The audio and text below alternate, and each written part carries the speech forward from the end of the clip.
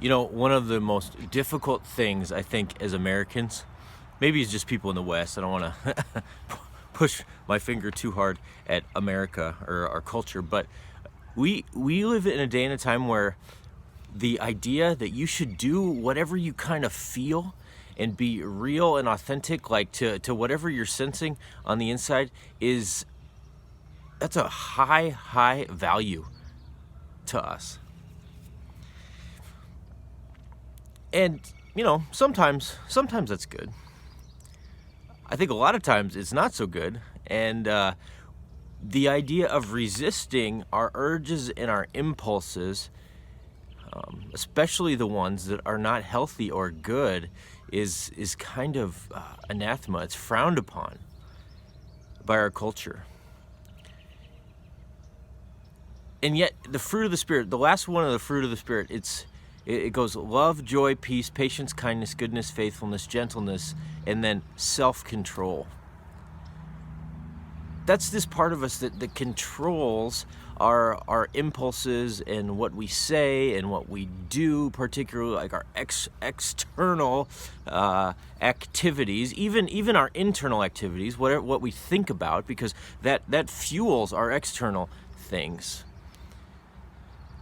But that's hard. I don't like self-control. Frankly, I like to say what I'm feeling and do what I think I should do and eat what I want. And you could go on and on with it. Watch what I would like to watch. But self-control, it comes to us. This is this fruit of the Spirit, and it's something, again, that the God's Spirit does in us. It's not something that we can necessarily muster up on our own. It's something His Spirit does in us. But in this mystery, we have a part to play in all of these. There's things we can do to grow in this area. And with self-control, there's this old-time word. It's called mortification. Mortifying. It's putting to death our flesh. Mortification of the flesh. Putting to death our flesh.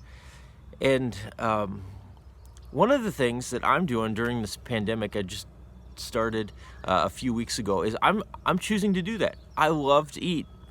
I hate to be hungry. I hate it. I don't like to skip meals. No good for this guy. But I've just decided on Thursdays I'm going to do a little bit of fasting. It's not crazy. I'm not like fasting for days and days and days. But I've just decided I'm gonna learn. I'm gonna teach myself through discipline a little bit of self-control. This isn't like a huge thing, but it's just a little bit. I'm foregoing a meal, so I'll be hungry this morning. Why? So that I can learn a little bit of self-control, and so that I can focus on prayer, on praying for our country and for our world and for people who don't know Jesus, and for just things that God places on my heart. So I just invite you, find something that a small way you can practice self-control. Maybe it's fasting from food, or maybe it's fasting from something else, and commit it to God.